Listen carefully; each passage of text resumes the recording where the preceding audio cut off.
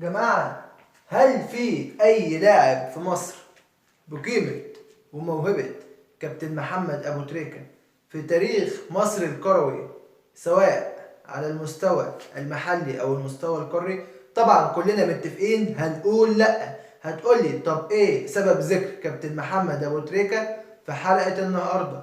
هقول لك كابتن محمد أبو تريكة كان في مباراة ما بين النادي الأهلي ونادي إنبي في دوري 2007. المباراة اللي انتهت بنتيجة 4-3 للنادي الأهلي، وكان جه في المباراة دي ركلة جزاء للنادي الأهلي، والمفروض اللي كان يسددها كابتن محمد أبو تريكة. فعشان يستعيد أحمد بلال ذاكرة التهديف وقتها، سابوا كابتن محمد أبو تريكة يدخل ويشوط ضربة الجزاء مع اعتراض مستر مانويل جوزيه على الدكة وقتها، وقال لأبو تريكة إن هو يدخل يسدد الركلة. فابو تريكة سابها لبلال، يعني من باب النفسية يديله الثقة ويديله المعنويات، وبلال يقدر يرجع للتهديف تاني. وبالفعل أحرز أحمد بلال ركلة الجزاء، ولكن بعد المباراة قام مانويل جوزيه بعقاب مين؟ أنت متخيل؟ كابتن محمد أبو تريكة، ومنعه من تسديد أي ركلة جزاء، وإعطاء ركلات الجزاء من بعد هذه المباراة مباشرة لكابتن شادي محمد. السلام عليكم ورحمة الله وبركاته أعزائي المشاهدين المتابعين من كل مكان. معكم محمد المصري من برنامج استاد المصري. حلقة اليوم حلقة تكون مليئة بالأحداث المثيرة والكثيرة المحلية والعالمية، ولكن فضلا وليس أمرا قبل بداية الحلقة ما تنساش تعمل لايك وتسجل اشتراكك بالقناة وتفعل زر الجرس عشان يوصلك كل جديد. صلوا على رسول الله عليه أفضل الصلاة وأزكى السلام. بسم الله الرحمن الرحيم. النادي الأهلي يتعثر اليوم أمام فيوتشر، ويقف قطار الأهلي الصارخ منذ قدوم السويسري مارسيل كولر بالتعادل الأول ليه أمام مين؟ أمام الكابتن علي ماهر ابن النادي الأهلي، اللي قاد فيوتشر ب10 لاعبين من الدقيقة 20 بعد طرد مين؟ عمر كمال عبد الواحد، أهم واحد في الفريق، واللي كان فريق فيوتشر بباغة النادي الأهلي عن طريقه، عشان يسجل النادي الأهلي بعدها ب10 دقايق أول أهداف المباراة عن طريق حسين الشحات. ولكن قبل المباراة التشكيلة كانت متأخرة جدا، كله بقى عمال يقول مين هيلعب أساسي، مين اللي هيشارك، مين. ولكن بعد المؤتمر الصحفي في ماتش الاتحاد السكندري اللي فات، مارسيل كولر قال أنا لعبتي هيبدأ يجي لها إجهاد، أنا لازم أتبع سياسة التدوير، لأن النادي الأهلي من 3 مواسم فاتت بيشارك في الدوري وفي الكاس وفي دوري أبطال أفريقيا وفي كاس العالم للأندية يا سيدي، باستثناء كاس العالم، ولو إنها أهم بطولة في البطولات كلها. هي أي نعم من 3 ماتشات، ولكن ليها أهمية قصوى كأغلى بطولة في تاريخ البطولات القارية على المستوى العالمي. ولكن في ظل تلاحم المواسم وفي ظل تلاحم أيضا اللاعبين في المشاركة مع النادي ومع المنتخب، إن اللاعيبة يعني انهكوا جسديا ما بقوش قادرين، فلازم يتم سياسة التدوير. وده اللي شفناه النهارده في التشكيل بإشراك 6 لعيبة دفعة واحدة ما كانوش موجودين في المباريات السابقة، مما أدى للأداء اللي شفناه النهارده للنادي الأهلي قدام فيوتشر، اللي كان بيلعب زي ما ذكرت ب10 لاعبين بداية من الدقيقة 20. ولكن النادي الأهلي بدل ما يزود الأهداف ل2 و3 و4 قدم أداء باهت جدا. ورغم إعطاء هدية من سعد سمير، أنا أهلاوي لكن بقول الحقيقة، أيوة إعطاء هدية من سعد سمير لفريق النادي الأهلي، يجي محمد مجدي قفشة المتآمر على النادي الأهلي، أيوة المتآمر، واللي هفضل أقول متآمر، وإن مفيش أي حد يقدر يتآمر على النادي الأهلي. والله أنا أول ما شفته داخل يشوطها قلت بره، يعني أنا إحساس كده جالي رباني من عند ربنا. أول ما شفت قفشة داخل يشوط ضربة الجزاء قلت الكرة مش هتيجي، وبيحتفل وهي ما دخلتش جول، يعني أنت متخيل؟ ولكن كان المفروض مين اللي يقوم بالتسديد؟ عندك علي معلول، عندك عمرو السولية، دول أول 2، وده اللي عمله علي معلول زي ما ذكرت، زي ما كان عمل كابتن محمد أبو تريكة مع أحمد بلال. ولكن كان في عقاب من مانويل جوزيه. ولكن النهارده مارسيل كولر طالع بعد المباراة بيقول لك أنا ما اعرفش قفشة ليه شاط ضربة الجزاء. طيب ازاي ما تعرفش؟ انت دورك فين كمدير فني؟ فين دور مدير الكرة؟ فين توجيهاتك؟ من على خطه ومن على الدكه، بان لا، اللاعب المسدد رقم واحد هو اللي يشوط حتى لو ضاعت مش مشكله. لكن يا علي يا معلول، انت بتجامل قفشه على حساب مين؟ على مصلحه الفريق عامه. ادينا خسرنا نقطتين، فالعقاب هيكون لعلي معلول وهيكون لقفشه. الكلام ده مش من عندي، ده من موقع النادي الاهلي. في عقاب هيكون من مارسيل كولر زي ما ذكرت لعلي معلول، لانه هو المفروض اللي يدخل ويشوط وسابها لمحمد مجدي قفشه. وبرضه في عقاب لقفشه لانه اهدرها، هو غير متعمد انه يهدرها، ولكن العقاب لانه ليس المتسبب الاول في تسديد ركلات الجزاء. عشان كده زي ما ذكرت هيكون في غرامه للاثنين الثنائي. وعندي كمان اخبار كتيره النهارده، ومنها اهم خبر: النادي الاهلي في كاس العالم للانديه. ايوه زي ما سمعت وزي ما بيتريقوا علينا. ايوه يا سيدي، انا تالت الدوري، انا وصيف كاس مصر، انا وصيف دوري ابطال افريقيا، وبرضه هشارك في كاس العالم.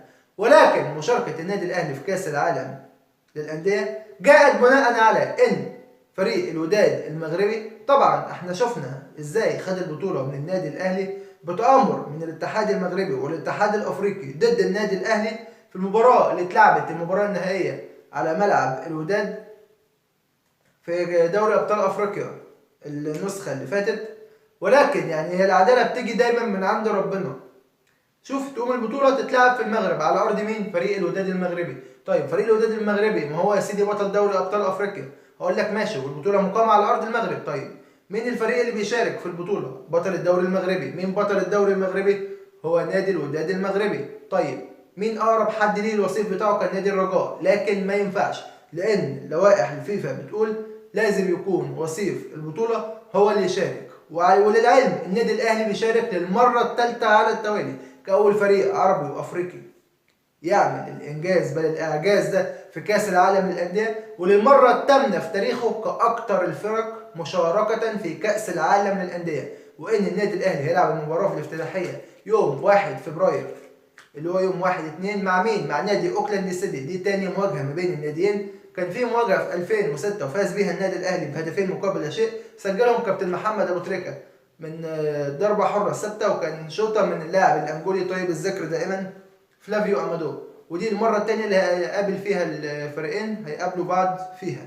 عشان كده احنا بنقول ان النادي الاهلي دايما رايته عالية، النادي الاهلي فوق اي حد، النادي الاهلي يعني شفنا اللي حصل، وان العوض بيجي من ربنا ما بيجيش من حد تاني. ولا في احتواء ولا في بكاء ولا في ان انا اجامل نادي على حساب نادي، لا، احنا كنا الاحق بالبطولة، اتسرقت مننا بالعافية وضاعت مننا، ولكن ربك ما بيضيعش تعب حد. على قد ما تتعب هتلاقي وربنا هيكافئك. فمشاركة كأس العالم للأندية، مشاركة الأهلي فيها دي مكافأة من ربنا سبحانه وتعالى. عندنا كمان أخبار النهاردة بأن في عرض من فريق القطر لحسين الشحات بقيمة 1,200,000 دولار.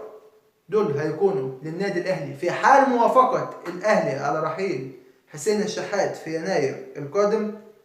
وإن النادي هيدي لحسين الشحات 4.5 مليون دولار خلال سنة ونص. سنة ونص دي هتكون فترة الإعارة اللي طالب فيها فريق القطر حسين الشحات بأنه يكون موجود ضمن صفوفهم، ولكن زي ما ذكرت على حسب موافقة النادي الأهلي. في 2 لاعيبة قريبين جدا للانتقال للنادي الأهلي الشهر القادم بإذن الله، وزي ما ذكرت قبل كده منهم مروان عطية لاعب الاتحاد السكندري، واللاعب محمود حمادة. دول أقرب 2 هيكونوا موجودين بإذن الله، وبنسبة 80% هيكونوا موجودين في يناير القادم في النادي الأهلي. عندنا كمان أخبار بتخص نادي الزمالك.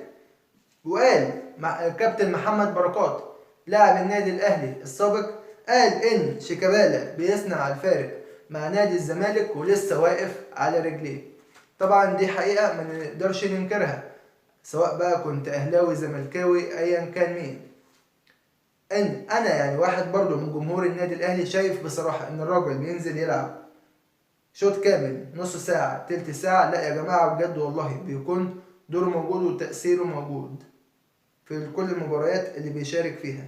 وعايز اتكلم برضو على اللاعب احمد سيد زيزو اللي بيقدم موسم ثالث على التوالي باداء خرافي محلي، اداء خرافي محلي، ما بقولش قاري، ركز في اللي انا بقوله. وان احمد السيد زيزو لو فضل ماشي على نفس النهج ده خلال السيزون ده والسيزون اللي جاي، فبنسبة كبيرة جدا وفي اعتقادي بانه هيكون اكتر اللعيبة في تاريخ مصر مساهمة بالاهداف سواء بالصناعة او بالتسجيل. هنيجي ونرجع للنادي الاهلي. انا شايف النادي الاهلي بانه محتاج لمهاجم سوبر تقيل، برغم وجود عندك لكل مين، عندك شادي حسين، وعندك محمد شريف، وعندك حسام حسن، وعندك في الفترة الأخيرة اللاعب بيرسي تاو، لو إنه مش مهاجم ولو إنه كان بيشارك، ولكن إصاباته كتيرة جدا. فبالرغم من وجود الأربعة المهاجمين دول، النادي الأهلي مازال في احتياج لمهاجم صريح بعد تراجع مستوى محمد شريف بشكل كبير جدا، وبعد عدم قدرة إثبات حسام حسن نفسه مع أي مدير فني جه في تشكيل النادي الأهلي، سواء مع بيتسو موسيماني ولا مع مارسيل كولر، او حتى في الفترة المؤقتة اللي كان موجود فيها سواريش المدير الفني البرتغالي. وفي الاخير بيرسي تاو، انا بقول بيرسي تاو لكن اصابات بيرسي تاو كتيرة. والمنضم حديثا شادي حسين اللي لحد دلوقتي ما قدمش اوراق اعتماده بصفة رسمية. فعلى لجنة الكورة في النادي الاهلي وعلى لجنة التعاقدات بقيادة كابتن امير توفيق ان هم يشوفوا مهاجم تقيل يناسب قدرة وشخصية النادي الاهلي. مش عايزين بالله عليكم نجيب لاعيبة كسر زي والتر بواليا وزي اليو بادجي وزي جيرالدو وزي لاعيبة كتير جدا جت في تاريخ النادي الاهلي ما كان منها الغرض الا السمسرة فقط. احنا عايزين لاعب تقيل جدا. انا اخر مهاجم اجنبي شفته في تاريخ الاهلي الحديث اقدر اقول اتنين، الانجولي فلافيو امادو، والمغربي وليد ازارو. حد عنده اعتراض على حاجة انا بقولها او حد شايف ان انا بتكلم غلط؟ رحيل وليد ازارو كان بنسبة كبيرة جدا خسارة للنادي الاهلي. هو اللاعب اللي محتاجه النادي الاهلي حاليا. انا مش بقول ان الاهلي يرجعه، ولكن احنا عايزين لاعب في مواصفات وليد ازارو، كسرعة، كذكاء، كانه يعرف يدي مساحات للقادمين من الخلف. اي نعم ازارو كان بيضيع كتير لكن كان بيسجل، كان خطير جدا وبيعرف ياخد ركلات جزاء بشكل كبير. هنيجي النهارده ونتكلم برضو عن مباراة المنتخب المغربي اللي هتقام اليوم مع المنتخب الكرواتي، ونتمنى كل التوفيق للمنتخب المغربي العربي الشقيق انه يحقق البرونزية العالمية في كأس العالم، لكي يكون اول منتخب عربي وافريقي يحصل على ميدالية في كأس العالم. نتمنى كل الفوز وكل الدعم للمنتخب المغربي، وان لم يحالفه الحظ فيعني هم شرفونا وشرفوا قارة افريقيا كلها وشرفوا كل العرب. على الاقل لا قدر الله في حالة الخسارة هياخدوا مركز رابع في كأس العالم. انت متخيل ان منتخب عربي او افريقي هيحقق سواء باذن الله مركز ثالث يا رب بدون مقاطعة، او لا قدر الله مركز رابع؟ فده اعجاز كروي ما كانش حد يقدر يحلم له منذ انطلاق بطولة كأس العالم في الثلاثينات في عام 30 لحد وقتنا هذا عام 2022. هنيجي لختام الحلقة ونقول ملخصات مباريات الجولة السابعة. فوز سيراميكا على أسوان بنتيجة 3-2، الداخلية وسموحة تعادل سلبي 0-0، الاتحاد على فرق 1-0، المقاولين 3-2 على انبي، بيراميدز على الإسماعيلي 2-1، الحرس والمصري 0-0، الزمالك والبنك الأهلي 1-0 للزمالك، وأخيرا الأهلي وفيوتشر 1-1. هتكلم وهختم بفريق نادي الإسماعيلي بأنه ما زال في مؤخرة الدوري بلا أي فوز ب3 تعادلات و4 هزائم، لكي يتزين الدراويش مؤخرة الدوري ويستمر مسلسل الصراع مع الهبوط للعام الرابع على التوالي. وبكده بكون وصلت لنهاية الحلقة، ولو عجبتك ما تنساش تعمل لايك وتسجل اشتراكك بالقناة لو انت مش مشترك، وتفعل زر الجرس عشان يوصلك كل جديد. اشكركم والسلام عليكم، والى اللقاء في حلقة غد ان شاء الله، وبانتظار المزيد والقادم افضل باذن الله لنادينا المفضل نادي القرن النادي الاهلي. فلا تنسوا الدعم، كل الدعم.